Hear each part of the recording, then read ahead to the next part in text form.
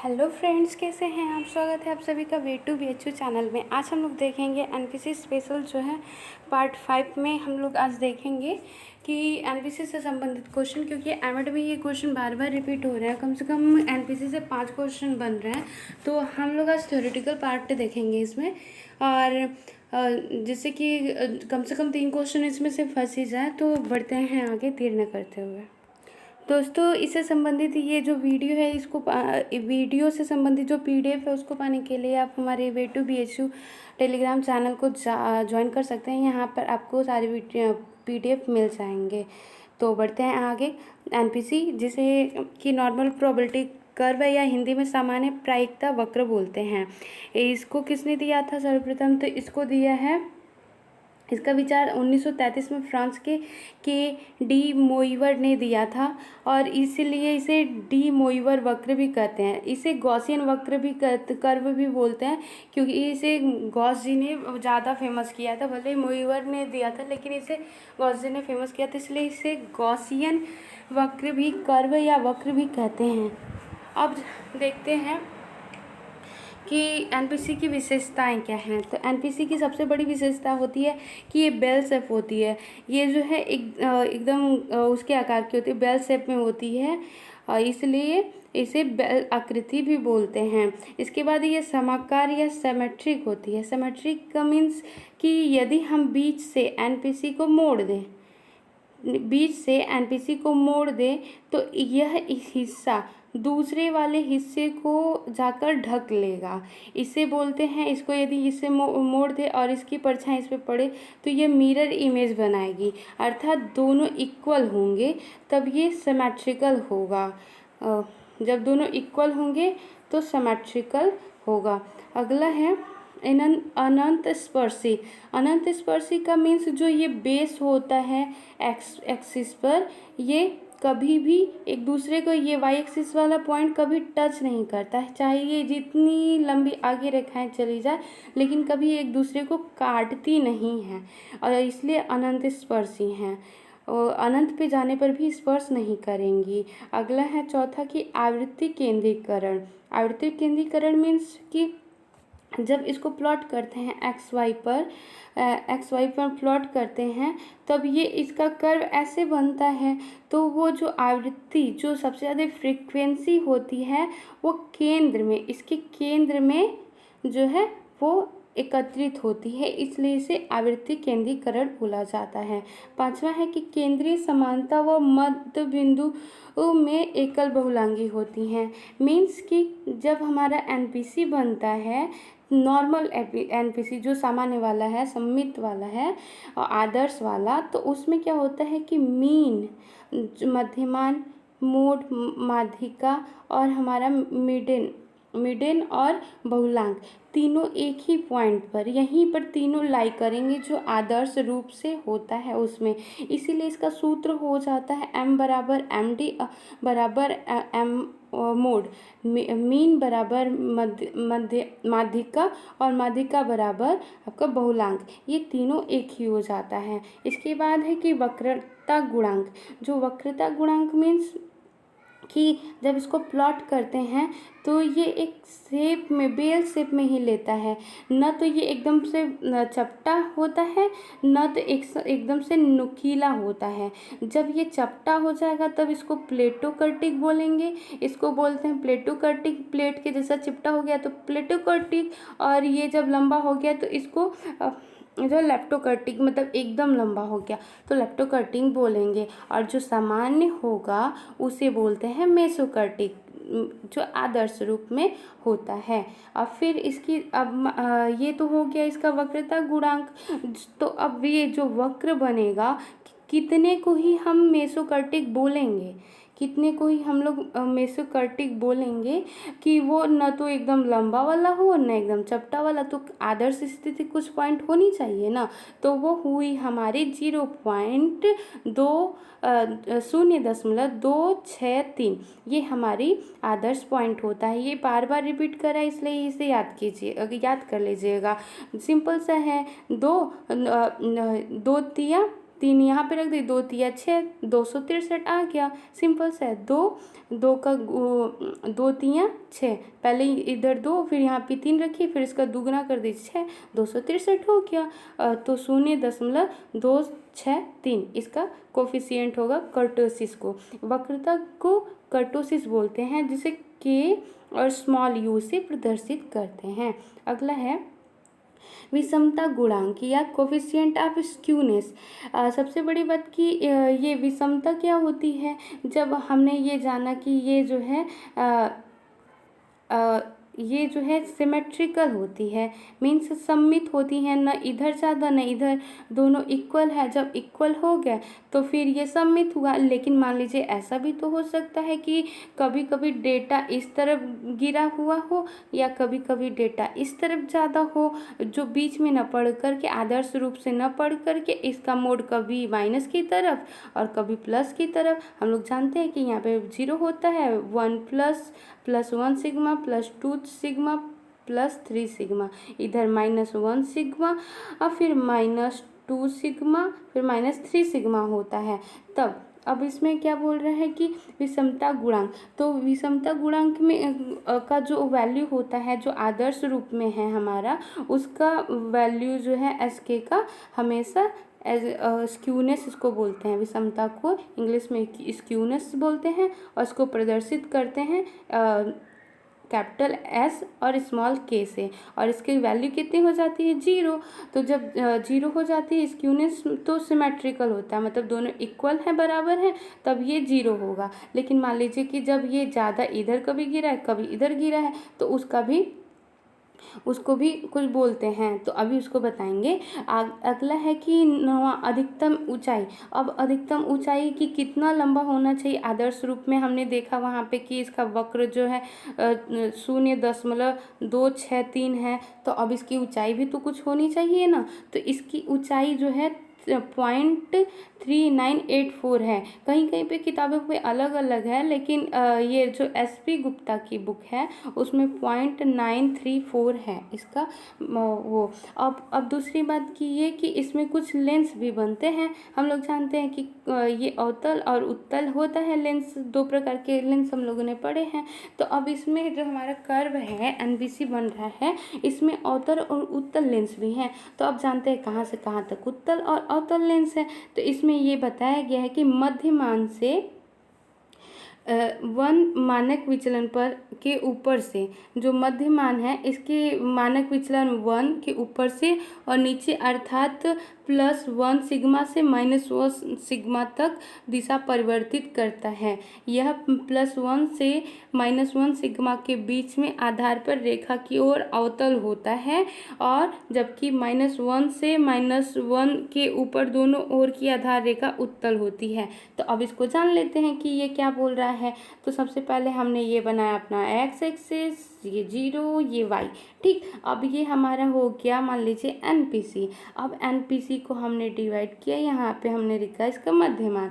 अब इसका मानक विचलन 1 दोनों रख दिया, इधर प्लस है इधर माइनस है। अब इसके बीच में ये दोनों प्लस और माइनस के बीच में जो आएगा ये हमारा उत्तल लेंस है। इतना से इतना दूर तक हमारा उत्तल लेंस है, ठीक है। कौन सा लेंस है, अरे सॉरी, अवतल लेंस है। इतना दूर में ये +1 से -1 के ऊपर का जो रेखा है ये हमारी अवतल लेंस बनेगी। और फिर उसके बाद जो इधर वाला एरिया है ये -1 से +1, ये इधर का एरिया, ये इधर का एरिया, ये दोनों का उत्तल बनेगा। और इसके ऊपर का जो यहाँ से यहाँ तक एरिया है ये अवतल लेंस बनता है, ठीक। अब आगे बढ़ते हैं आगे।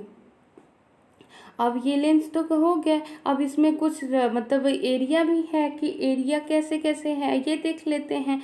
सबसे पहले कि हमने ये देखा कि ये 0 हो गया, इधर +1 है, +2 है सिग्मा, +3 सिग्मा है, इधर -1 सिग्मा, -2 सिग्मा, -3 सिग्मा है, ठीक। अब इसके 0 से लेके 1 सिग्मा +1 सिग्मा तक कितना डेटा होता है, वो हमारा जो सबसे ज़्यादा होता है 34.13, ठीक। ये वाला 34.13 हो गया। अब इसी से से दूसरा वाला भी याद कर लेते हैं। इसका पीछे वाला 13 है ना, तो दूसरे वाले में +1 सिग्मा से 2 सिग्मा तक इसका 13 जो उठा के यहाँ पे रख दिए। और इसके बाद है 13.59 है इसके नीचे वाला। सबसे पहले 34 फिर 13, फिर 13.59 और फिर इसके बाद 5 9 हो गया ये। फिर इसके बाद जो तीसरा बचा 2 से +2 सिग्मा से +3 सिग्मा, तब इसका हो जाता है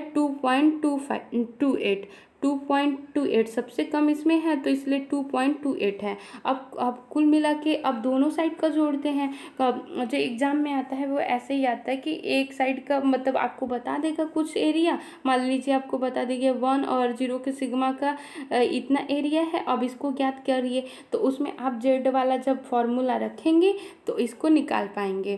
फिर अब जानते हैं आगे, ठीक। तो ये हो गया 34.13 वाला। फिर अब इसको दुगना कर देते हैं। मान लीजिए 1 + 1 सिग्मा से -2 सिग्मा को, तो जब जोड़ देंगे तो ये 34.13 मिल के क्या हो जाएगा 68.2 और 8 है, 2 और 8 या 6 है पता नहीं, 6 होगा, 34.26 हो जाएगा आपका। इन दोनों को जोड़ दीजिए 34 और फिर 13 को जोड़ के 68.26 आ गया। ये आपका ये एरिया, ये दोनों एरिया आया आपका 68.26। अब देखते हैं कि मान लीजिए ये तो +1 से -1 तक का था। अब यदि +2 सिग्मा से -2 सिग्मा का जोड़ दिया जाए तब कितना आएगा, तब आएगा 95.44। जब इन दोनों को जोड़ देंगे तो कुल मिला के ये चारों एरिया मिला के आपका 95.44 आ जाएगा। ये चारों एरिया, ये 34 भी इसमें इंक्लूड हो गया, ये 13.59 भी इंक्लूड हो गया।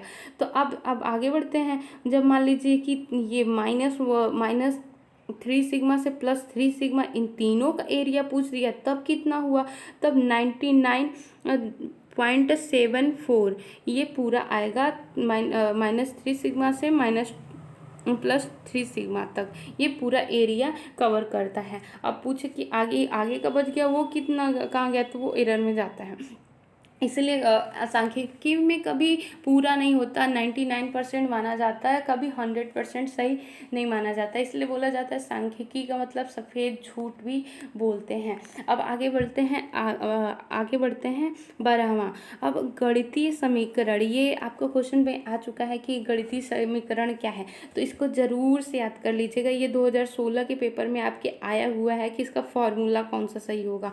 तो ऐसे ही मिले जुले आपको ढेर सारे फार्मूले दे जाएंगे, तो आपको याद रहेंगे, तो आप उनमें से सही वाला चूज कर सकेंगे। तो क्या देख लेते हैं। सबसे पहले y लिखा है, y एक्सिस बराबर n/सिग्मा √2 पाई -e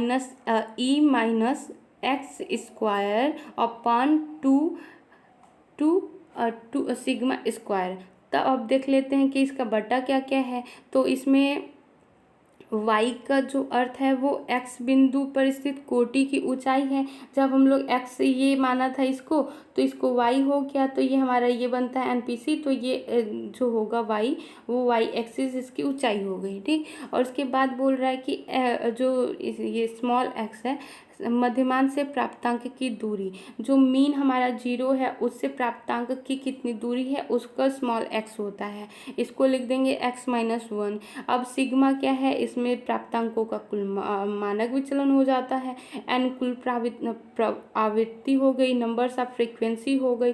पाई आपको पता ही है 22/7, जिसका मान होता है 3.1416। अब जो ये एरर का स्थिरांक है जिसका मान होता है 2.71828, ये इसका होता है, ठीक। तो इस तरीके से ये आपका महत्वपूर्ण फॉर्मूला है, इसको याद कर लीजिएगा। अब अगला है अनंत स्पर्शी, सबसे बड़ी बात हमने यहाँ पे बता ही दिया था कि अनंत स्पर्शी होता है वो कभी टच नहीं करता ये, चाहे जितना हम आगे इसको खींचते हुए ले जाएं।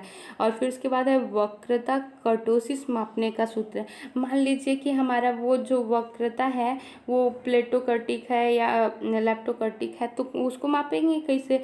तो उसको पहले हमने बताया था कि कर्टोसिस का वो सैम्बल ये के और स्मॉल यू है।